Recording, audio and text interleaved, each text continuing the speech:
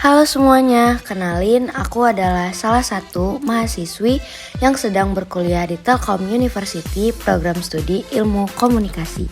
Dan di video kali ini aku mau menjelaskan tentang 3 materi pembelajaran di mata kuliah teori komunikasi sebagai bentuk dari ujian akhir semester aku.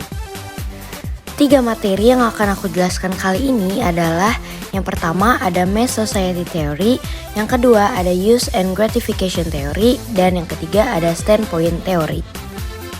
Nah, tanpa berlama-lama lagi, yuk didengerin. Tapi, sebelumnya kita kenalan lebih jauh dulu kali ya. Nama aku Najwa Latifa dan biasa dipanggil Nawa dari kelas KM4610. Jadi, teori pertama yang akan aku bahas kali ini adalah Mass Society Theory. Mass Society Theory atau teori masyarakat massa adalah pandangan yang menyatakan bahwa perkembangan teknologi massa seperti media massa dan komunikasi massal memiliki pengaruh yang signifikan terhadap masyarakat modern. Menurut teori ini, masyarakat modern cenderung mengalami homogenisasi dan standarisasi dalam budaya, perilaku, dan nilai-nilai mereka sebagai akibat dari pengaruh media massa yang kuat. Salah satu contoh yang bisa digunakan untuk menggambarkan teori masyarakat massa adalah perkembangan televisi sebagai media massa yang kuat. Sebelum televisi menjadi umum, orang-orang mendapatkan informasi dan hiburan melalui interaksi sosial langsung, seperti diskusi dengan tetangga, membaca koran, atau mendengarkan radio. Namun, dengan munculnya televisi, orang-orang mulai menghabiskan waktu yang lebih banyak di depan layar, terhubung dengan realitas yang disajikan oleh media tersebut. Ciri utama dari Mass Society Theory adalah yang pertama ada alienasi. Di dalam alienasi, teori ini menunjukkan bahwa individu dalam masyarakat massa merasa terasing dari diri mereka sendiri, orang lain, dan dunia di sekitar mereka. Mereka kehilangan hubungan sosial yang penting dan merasa terisolasi. Yang kedua ada manipulasi media massa. Di dalam manipulasi media massa, teori masyarakat massa menekankan peran media massa dalam mengontrol masyarakat. Media massa diyakini memiliki kekuatan besar untuk mempengaruhi opini dan perilaku publik dengan menyebarkan pesan yang sengaja dibentuk oleh pihak yang berkepentingan. Di yang ketiga ada perubahan nilai sosial. Di dalam perubahan nilai sosial, teori ini menyatakan bahwa masyarakat massa sedang mengalami perubahan nilai tradisional dan norma sosial. Nilai-nilai individualisme, konsumsi materialistis, dan pengajaran kesenangan pribadi harus menggantikan nilai-nilai kolektivisme, solidaritas, dan kehidupan berdasarkan tanggung jawab sosial. Dan yang terakhir ada anomi. Di dalam anomi, teori masyarakat massa berpendapat bahwa individu dalam masyarakat massa mengalami kekacauan, kebingungan, dan rasa arah yang jelas dalam menghadapi tuntutan dan kendala sosial yang kompleks dan saling bertentangan.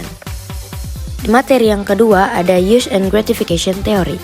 Use and Gratification Theory atau teori penggunaan dan kepuasan adalah pendekatan dalam studi media yang menekankan bahwa individu secara aktif memilih dan menggunakan media massa untuk memenuhi kebutuhan pribadi mereka.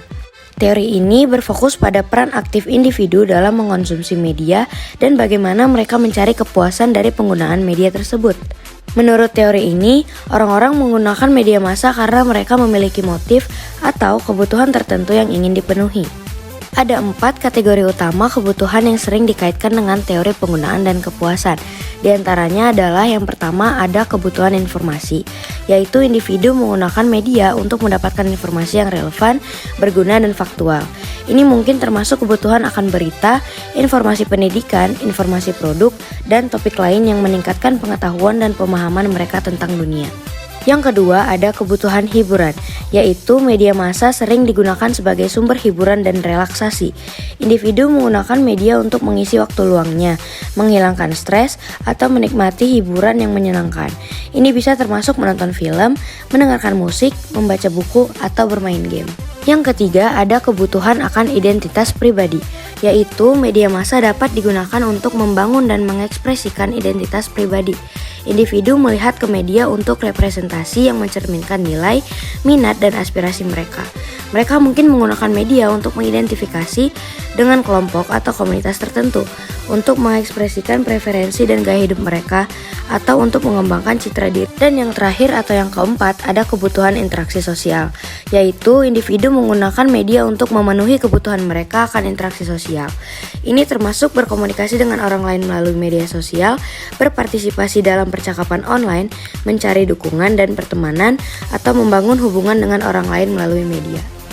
Nah, kita udah sampai di materi yang terakhir nih guys, yaitu standpoint theory. Standpoint theory atau teori titik pandang adalah pendekatan dalam ilmu sosial yang berpendapat bahwa pandangan dan pengetahuan seseorang dipengaruhi oleh posisi sosial, kekuasaan, dan pengalaman hidup mereka. Teori ini menekankan bahwa individu memiliki sudut pandang yang unik dan dapat memahami dunia melalui lensa posisi sosial mereka. Menurut standpoint teori, individu dalam posisi sosial yang terpinggirkan atau marginal memiliki pemahaman dunia yang unik dan lebih kritis karena mereka menghadapi penindasan dan ketidakadilan yang mungkin tidak dialami oleh mereka yang berada dalam posisi sosial yang lebih dominan. Perspektif mereka menawarkan wawasan dan perspektif baru yang lebih kritis terhadap struktur sosial dan sistem kekuasaan. Teori ini juga menekankan pentingnya mendengarkan dan mempertimbangkan pandangan kelompok marginal untuk memahami realitas sosial secara lebih utuh dan mendalam. Standpoint theory mengasumsikan bahwa pemahaman tentang posisi sosial yang terpinggirkan dapat berkontribusi pada pemahaman yang lebih baik tentang dinamika kekuasaan dan ketidakadilan dalam masyarakat. Poin teori itu sendiri berperan dalam berbagai disiplin ilmu, antara lain sosiologi, antropologi, dan studi gender. Hal ini telah digunakan untuk memahami bagaimana individu membangun pengetahuan, bagaimana kekuasaan dan hierarki sosial mempengaruhi pemahaman, dan peran pengalaman pribadi dan kolektif dalam membentuk perspektif dan identitas sosial. Contoh dari teori ini adalah ketika seorang perempuan dari latar belakang ekonomi rendah mengamati dan memahami pengalaman hidupnya dengan sudut pandang yang berbeda dibandingkan dengan seorang pria dari latar belakang yang lebih berkecukupan.